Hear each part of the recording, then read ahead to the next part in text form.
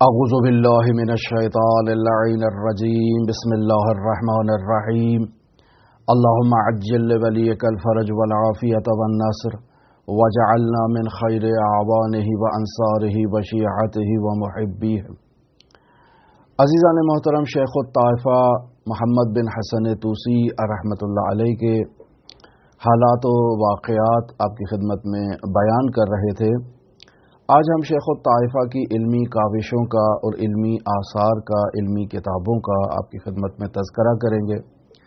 در واقع شیخ الطائفہ کے حالات زندگی میں ان کے مختلف موضوعات میں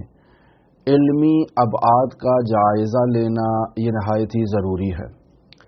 لہذا شیخ الطائفہ نے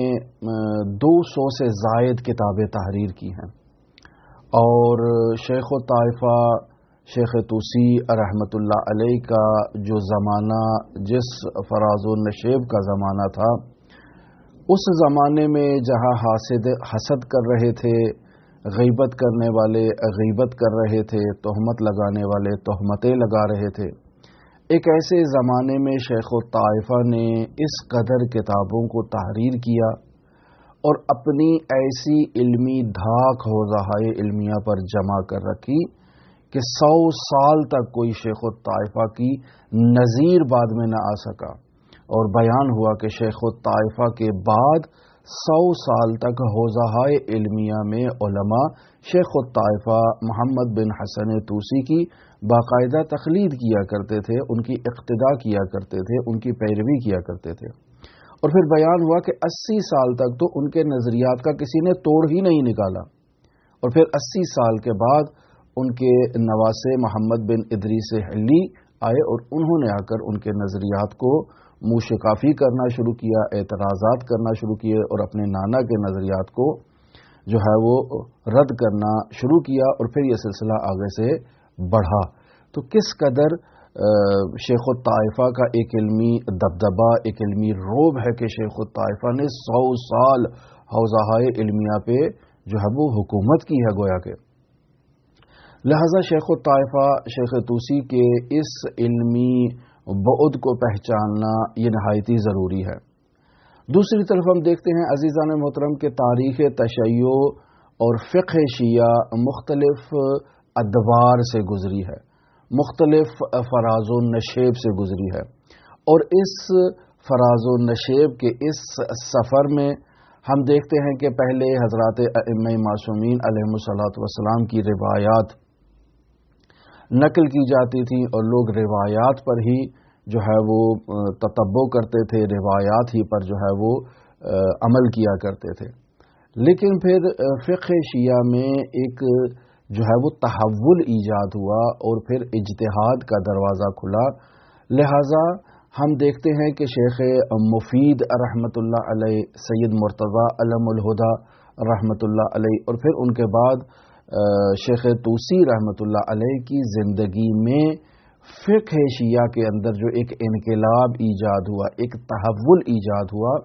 کہ جس کے بعد باقاعدہ آہستہ آہستہ علم اصول نے حوزہائے علمیہ میں اپنی جگہ بنانا شروع کی۔ لہذا ہم دیکھتے ہیں کہ شیخ طوسی ایک ایسے نابغہ عالم ہیں کہ جنہوں نے علم فقہ کو احیا کیا ہے،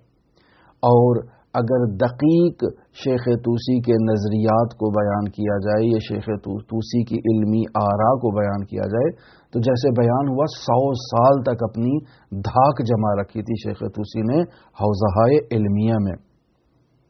لہذا شیخ طوسی کے آثار میں ہمیں یہ بات واضح طور پر نظر آتی ہے کہ انہوں نے حوزہائے علمیہ میں علم فقہ کے اندر ایک تحول کو ایجاد کیا ہے۔ لہذا اگر شیخ طوسی کے فقہی آثار کا تعارف کروائے، یا فقہی کتابوں کی فقط بعض فقہی کتابوں کے ہم نام آپ کی خدمت میں بیان کرتے چلیں تاکہ معلوم ہو کہ اس جلیل القدر عالم نے فقہی موضوعات پر کون سی کتابیں لکھی ہیں،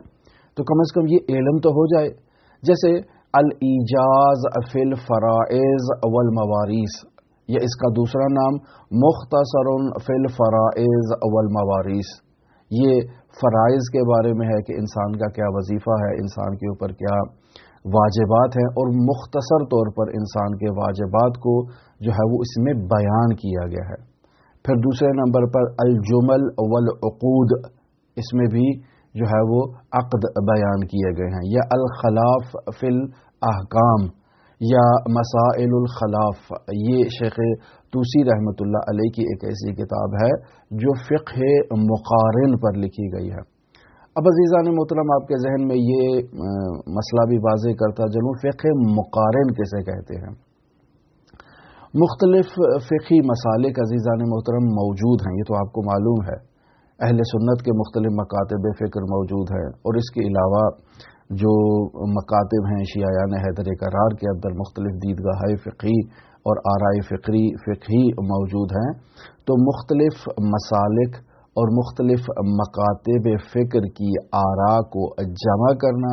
اور ان کا آپس میں تقابلی جائزہ لینا اور اس پر ایک جو کتاب کو تحریر کرنا، اسے فقہ مقارن کہتے ہیں۔ اگر کتاب تحریر نہ بھی ہو تو مختلف مثلا اس موضوع پہ شافعی کیا کہتے ہیں، مالکی کیا کہتے ہیں، حنبلی کیا کہتے ہیں، امامیہ کیا کہتے ہیں، زیدیہ کیا کہتے ہیں، اسماعیلیہ کیا کہتے ہیں، یہ مختلف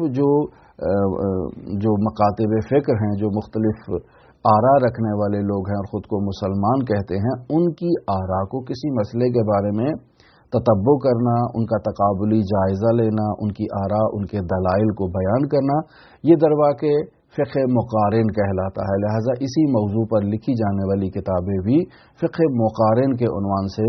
پہچانی جاتی ہیں۔ لہذا یہ کتاب الخلاف فی الاحکام یہ اسی فقہ مقارن کے موضوع پر لکھی گئی کتاب ہے۔ یا اس کے علاوہ شیخ طوسی نے المبسوط فی الفقہ الامامیہ،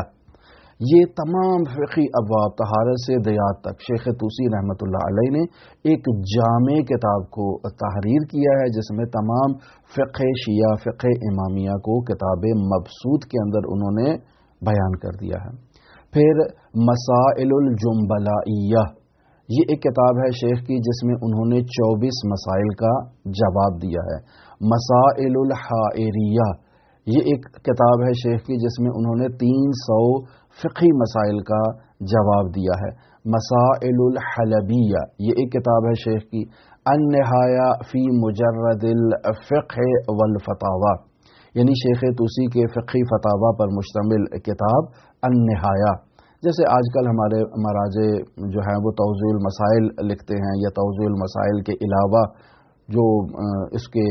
علاوہ جو کتابیں لکھی جاتی ہیں جیسے جامع المسائل ہے، یہ توضیح المسائل کے علاوہ ہوتی ہے،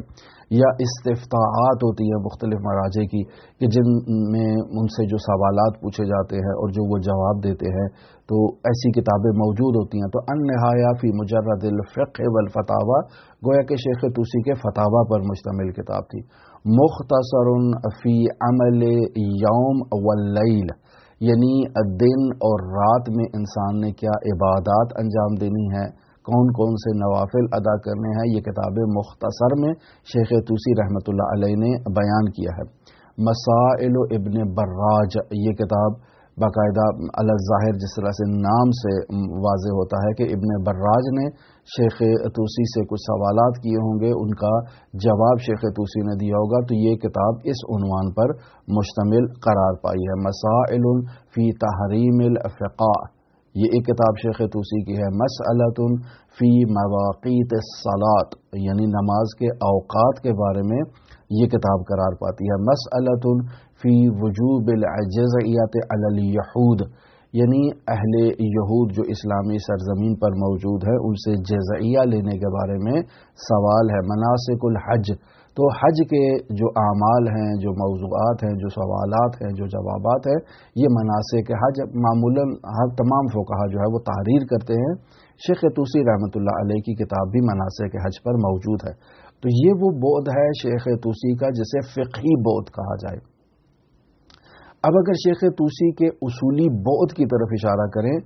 تو شیخ طوسی سے پہلے جو شیعہ علماء یا شیعہ حوزہائے علمیہ جسے آپ کہہ سکیں، یا جہاں کہیں بھی شیعت کا تصور، کانسیپٹ پایا جائے اور شیعہ علماء موجود ہوں، وہ سب اخباری تھے، یعنی روایات معصوم علیہ الصلاۃ والسلام کو نقل کیا کرتے تھے، روایات معصوم کو فتویٰ کی صورت میں ہی بیان کیا کرتے تھے، اور باقاعدہ اسی روش کو انہوں نے اپنے درمیان رائج کر رکھا تھا۔ لیکن شیخ طوسی رحمۃ اللہ علیہ کو ان اخبار کے نقل و انتقال میں جو عیب تھا وہ شیخ طوسی نے تلاش کیا، اور جو خطرہ اس میں پایا جا رہا تھا اس خطرات کو تلاش کرتے ہوئے شیخ طوسی رحمۃ اللہ علیہ نے قرآن مجید کی کتاب افلا یتدبرون القرآن کے مطابق باقاعدہ اجتہاد کی روش کو حوزہائے علمیہ میں رائج کرنے کی کوشش کی۔ شیخ طوسی سے پہلے یہ کام حوزہائے علمیہ میں موجود نہیں ہوا کرتا تھا، لہذا شیخ طوسی رحمۃ اللہ علیہ نے مختلف موضوعات پر باقاعدہ اجتہادی رائے کو قائم کیا ہے،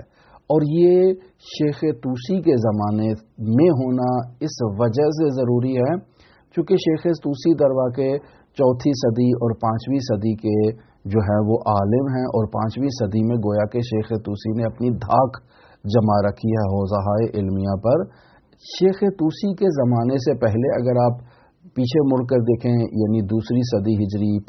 1 صدی ہجری یا 3 صدی ہجری، یا حتیٰ آپ 4 صدی ہجری کے بھی کچھ ایام کو آپ مشاہدہ کر لیں، کچھ سالوں کو، تو یہ وہ ایام ہیں کہ جس میں ائمہ معصومین موجود ہیں، جس میں ائمہ معصومین کے راوی موجود ہیں، جس میں ایسے جلیل القدر راوی موجود ہیں جنہیں اصحاب اجماع کہا جاتا ہے، پھر آگے سے ان کے شاگرد موجود ہیں، پھر ایسے جلیل القدر شخصیات جن میں مثلا کلینی جیسی شخصیات، جس میں مثلا آپ دیکھ لیں صدوق جیسی شخصیات، ابن بابوی جیسی شخصیات، تو ایسی شخصیات کے ہوتے ہوئے جو ہے وہ اخبار ائمہ معصومین علیہ الصلاۃ والسلام ایک بہت ہی مورد اعتماد ہاتھوں میں موجود تھی، اور پھر جس قدر علماء شیعہ اور فقہاء شیعہ نقل روایت پر دقت کیا کرتے تھے، اور جس قدر نقل روایت میں حتیٰ کہ راویوں کو اس کا جائزہ لیا کرتے تھے، بررسی کیا کرتے تھے، وہ ایک بہت ہی جو ہے وہ حسین دور تھا۔ لیکن آہستہ آہستہ جب یہ گراں قدر دور گزر گیا تو اس کے بعد جو روات کا ایک سلسلہ ہے، جان پہچان کا ایک سلسلہ ہے، وہ محو ہوتا گیا۔ مثلا ہمیں یاد ہے ہمارے خاندانوں میں بعض ایسے افراد تھے کہ جو جب شجرہ نسب بیان کرنے کے لیے بیٹھتے تھے تو وہ تمام جو ہے وہ خاندان کے افراد کا ان کو احاطہ ایسے ہوتا تھا جیسے ان کی ہاتھ کی ہتھیلی پر سارے افراد موجود ہیں کہ کون کس کا بیٹا ہے، کون کس کا بیٹا ہے، کون کس نسل سے ہے، کون کس خاندان سے ہے، یعنی اپنی فیملی کے اندر مثلا ہم نقوی ہیں تو نقوی سعادات کے اندر وہ بیان کر دیتے تھے کہ ہمارے جد امجد وہ ہیں، ان کی آگے سے نسل ایسے چلی تو پھر ایسے چلا سلسلہ، وہ سارا بیان کر دیتے ہیں۔ لیکن اگر آپ مجھ سے آج پوچھیں تو میں اپنی نسل ہی، اپنے بھائیوں کی، اپنے دادا کی نسل ہی بیان کر سکتا ہوں، اس کے علاوہ بیان نہیں کر سکتا ہوں۔ باقی جو کچھ چیزیں ہیں وہ مکتوب ہیں شجر الناموں میں، اور اس کے علاوہ ہمیں معلومات نہیں ہے۔ تو بس پرانے ادوار میں لوگوں کا احاطہ انصاب کے اوپر، رجال کے اوپر وہ بہت قوی ہوتا تھا، لیکن آج کل کے اس برہے میں اور اس دور میں یہ سلسلہ نہیں ہے۔ لہذا شیخ طوسی رحمۃ اللہ علیہ نے اس چیز کو درک کیا کہ پہلی صدی میں، 2 صدی میں، 3 صدی میں، حتیٰ 4 صدی کے کچھ سالوں میں یہ مشکل نہیں تھی، چونکہ افراد کے کف دست میں تمام رجال، تمام انصاب اور تمام چیزیں موجود تھیں، لہٰذا وہ اس کو اس انداز میں حفظ کیے ہوئے تھے۔ لیکن آہستہ آہستہ لوگوں کے اذہان سے یہ چیزیں محو ہونا شروع ہو چکی تھیں۔ خود جلیل القدر اصحاب، جلیل القدر علماء جن کے ہاتھوں میں تمام چیزیں جو ہیں وہ محفوظ تھی، کف دست کے اعتبار سے وہ رجال کو پہچانتے تھے، وہ بھی آہستہ آہستہ محو ہوتی جا رہی تھی۔ لہذا باقاعدہ طور پر اجتہاد کی ضرورت ایجاد ہوئی کہ باقاعدہ طور پر اجتہاد کیا جائے، روات کی زندگی میں اجتہاد کیا جائے، بیان کیا جائے کہ خبر واحد حجت ہے، یہ خبر واحد حجت نہیں ہے۔ اگر خبر واحد حجت ہے تو آیا غیر عادل کی خبر بھی حجت ہے یا نہیں؟ آیا غیر امامیہ کی خبر بھی حجت ہے یا نہیں؟ باقاعدہ اس موضوع پر تحقیق کی ضرورت ہے، اجتہادی رائے کی ضرورت ہے، اور پھر اس کے بعد جو ہے وہ ان روایات سے فتویٰ دیا جائے، باقی روایات کو طرد کر دیا جائے۔ یہ اسی طرح اجماع حجت ہے یا اجماع حجت نہیں ہے، یہ باقاعدہ ایک ایسا موضوع ہے کہ جس پر رائے قائم ہونے کی ضرورت ہے. لہٰذا قاعدہ لطف کے تحت شیخ طوسی رحمۃ اللہ علیہ اس اجماع کو ایکسپٹ کرتے ہیں. لہٰذا شیخ طوسی رحمۃ اللہ علیہ نے اس خطر کو بھانپتے ہوئے باقاعدہ علم اصول پر کام کیا، اور شیخ طوسی رحمۃ اللہ علیہ کی اس موضوع پر نہایت ہی عمدہ کتاب العدہ فی الاصول نہایت ہی مشہور کتاب ہے. یہ آج کل کے دور میں بھی لوگ ان کتابوں سے استفادہ کرتے ہیں، فیض حاصل کرتے ہیں. یا مسئلۃ فی العمل بخبر الواحد، یہ شیخ طوسی رحمۃ اللہ علیہ نے باقاعدہ اس موضوع پر کام کیا ہے. یا حجیت الاخبار کا اس کا دوسرا ٹائٹل ایک عنوان سے ہے. تو پس شیخ طوسی رحمۃ اللہ علیہ نے حوزہ علمیہ میں علم اصول کو متعارف کروایا تاکہ اس انداز سے باقاعدہ علمی انقلاب ایجاد کیا جا سکے اور باقاعدہ اجتہاد کیا جا سکے. اور پھر یہ ایک جو ہے وہ ایک علمی نہضت کا آغاز ہوا شیخ طوسی رحمۃ اللہ علیہ کے برکت سے حوزہ علمیہ میں. اب عزیزان محترم، شیخ طوسی رحمۃ اللہ علیہ کے اگر حدیثی بعد کو دیکھا جائے تو شیخ طوسی کا زمانہ گو کے قریب ہے ائمہ معصومین علیہم الصلوۃ والسلام کے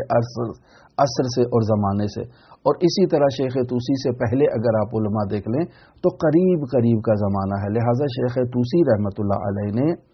دو ایسی گراں بہا کتابیں حدیثی موضوع پر تحریر کی ہیں کہ جو باقاعدہ ہماری کتب اربعہ میں زینت قرار پائی ہیں.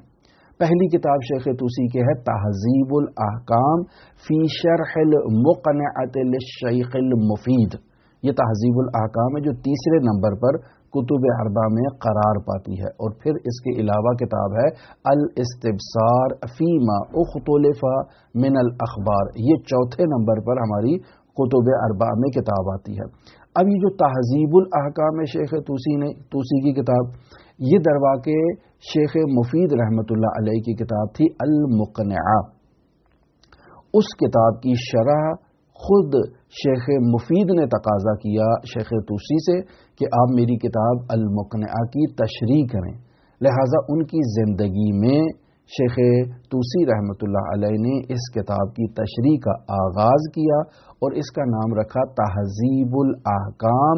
فی شرح المقنعۃ للشیخ المفید. یہ اس کا مکمل نام ہے، لیکن زیادہ تر نام اس کا جو شہرت رکھتا ہے وہی تہذیب الاحکام ہے. تو یہ ان کی زندگی میں کتاب، ان کی فرمائش پر، یعنی اپنے استاد کی فرمائش پر، استاد کے جو ہے وہ فرمائش پر کتاب کا آغاز کیا. اور طہارت کی بحث ان کی زندگی میں ہی کمپلیٹ ہو گئی. بعد میں شیخ مفید کا انتقال ہو گیا اور پھر طہارت کے بعد دوسری بحث صلاۃ بھی شیخ طوسی رحمۃ اللہ علیہ نے کمپلیٹ کی ہے. اس کتاب کے اندر 393 ابواب موجود ہیں اور 13,590 فقہی روایات کو اور احادیث کو شیخ طوسی رحمۃ اللہ علیہ نے اس کتاب میں جمع کیا ہے. پھر جب یہ کتاب جمع ہو گئی تو شیخ طوسی رحمۃ اللہ علیہ کے شاگردوں نے شیخ سے تقاضا کیا کہ وہ روایات جو آپس میں تعارض کرتی ہیں، اختلاف رکھتی ہیں، ان کے بارے میں جو ہے وہ موضوع کو بیان کیا جائے، تحقیق کی جائے، اس پر بررسی کی جائے، ان کا جائزہ لیا جائے. چونکہ ہمارے مختلف فقہی ابواب میں ایسی روایات موجود ہیں، لہذا شیخ طوسی رحمۃ اللہ علیہ نے اگلی کتاب الاستبصار فیما اختلف من الاخبار اس کتاب کو تحریر کیا. اس میں تقریباً 925 ابواب موجود ہیں اور 5,500 روایات. البتہ بعض نے کچھ روایات کا عدد 5,500 سے زائد بھی بیان کیا ہے. لہٰذا اس میں متعارض روایات کو جمع کیا گیا ہے، ان کا جائزہ لیا گیا ہے. شیخ طوسی رحمۃ اللہ علیہ کی اس کتاب استبصار پر علماء نے بھی بعد میں اپنی شروحات کی ہیں. پس یہ دوسرا موضوع جسے شیخ طوسی رحمۃ اللہ علیہ نے حدیث کے عنوان سے تحریر کیا. اور پھر تیسری کتاب شیخ طوسی رحمۃ اللہ علیہ کی درواقع العمالی ہے، جیسے مثلا عمالی صدوق ہے، عمالی مفید ہے، اسی طرح عمالی شیخ طوسی بھی ہے. اور ہم نے بیان کیا کہ عمالی کا سلسلہ رسول خدا صلی اللہ علیہ وآلہ وسلم کے زمانے سے ہوا کہ انہوں نے امیر المؤمنین کو املا کروائی اور پھر یہ سلسلہ چلتا رہا. اور ہمارے علماء کی روش یہ ہوا کرتی تھی کہ وہ اپنے شاگردوں کو املا کروایا کرتے تھے. جیسے ہم نے بیان کیا شیخ طوسی رحمۃ اللہ علیہ بیان کرتے ہیں کہ میں نے شیخ مفید کے تمام آثار کو ان کے پاس بیٹھ کر جو ہے وہ پڑھا ہے، اور بعض کو مقرر طور پر پڑھا ہے۔ شاید اس پڑھنے سے مراد ان کی املا کرنا بھی ہو، کہ وہ پڑھتے بھی جاتے تھے، لکھتے بھی جاتے تھے، اور استاد اس کو سماعت کرتے تھے، وگرنہ خالی جو ہے وہ قراءت کرنا اس کا کوئی ثمرہ نہیں ہے۔ چونکہ بیان ہم کر چکے کہ قدیم زمانے میں یہ پرنٹنگ پریس تو نہیں ہوا کرتے تھے، لوگ باقاعدہ استنساخ کیا کرتے تھے، کتابوں کو لکھا کرتے تھے، اور یہ سلسلہ آپ دیکھ لیں حوزہ علمیہ میں قدیم سے رائج ہے، اور ہم ادھر مرحوم آیت اللہ مرعشی نجفی کے زمانے حیات میں بیان کر چکے کہ جب وہ نجف میں تھے تو باقاعدہ متعدد ایسی خطی کتابوں کو راتوں میں بیٹھ کر نسخہ برداری کی، اور اس کو اگلے دن انہوں نے تحویل دیا، یعنی امانت لے کر آئے کتاب کو کسی شخص سے، اور چونکہ کتاب نایاب تھی، امانت تھی، اور ان کو معلوم تھا کہ یہ کتاب اگر آج ہمارے ہاتھوں سے نکل گئی تو دوبارہ کبھی ہمارے ہاتھوں میں نہیں آئے گی، لہذا 4 5 8 علماء کو جمع کیا، کتاب کو تقسیم کیا کہ اتنا تم نے، اتنا تم نے، اتنا تم نے اس کو جو ہے وہ استنساخ کرنا ہے، لہذا سب بیٹھ کر اس کو نسخہ برداری کر رہے ہیں، کاپی کر رہے ہیں، اور رات میں ہی اس کتاب کو کمپلیٹ کر کے آگے بھیجنا ہے۔ لہذا یہ ایک سلسلہ ہوا کرتا تھا کہ کتاب قدیم میں اس طرح سے کاپی برداری کی جاتی تھی۔ لہذا روش قدیم میں یہ بھی ہوا کرتی تھی کہ علماء کے سینوں میں جو علم کا ذخیرہ موجود ہوتا ہے اسے وہ املا کروایا کرتے تھے اپنے شاگردوں کو۔ لہذا امالی جیسے بیان ہوا بزرگان کی ہے، تو شیخ طوسی رحمۃ اللہ علیہ نے بھی اپنے شاگردوں کو ایک امالی تحریر کروائی۔ اس امالی کا آغاز شیخ طوسی رحمۃ اللہ علیہ نے بغداد میں کیا تھا، اور اختتام اس کتاب امالی کا نجف اشرف عراق میں ہوا۔ بس عزیزان محترم، شیخ طوسی رحمۃ اللہ علیہ کے فقہی بعد کو بیان کیا، اصولی بعد کو بیان کیا، اور حدیثی بعد کو بیان کیا۔ اب شیخ کے کلامی بعد کو اور باقی ابعاد کو انشاءاللہ اپنے آئندہ اور کل کے درس میں آپ کی خدمت میں بیان کریں گے۔ ہماری دعا ہے کہ خداوند متعال شیخ طوسی رحمۃ اللہ علیہ کے درجات کو عالی و متعالی فرمائے، شیخ طوسی رحمۃ اللہ علیہ کی گراں قدر خدمات کو اپنی بارگاہ میں قبول و مقبول فرمائے، ہمیں شیخ طوسی کے آثار سے استفادہ کرنے کی توفیق عطا فرمائے۔ خداوند متعال کی بارگاہ میں دعا ہے کہ منجی عالم بشریت حضرت صاحب الزمان صاحب العصر مہدی موعود کے ظہور میں تعجیل فرمائے، ہمیں ان کے اصحاب و اعوان و انصار میں شمار فرمائے۔ اللہم صلی علی محمد و آل محمد وعجل فرج قائم آل محمد۔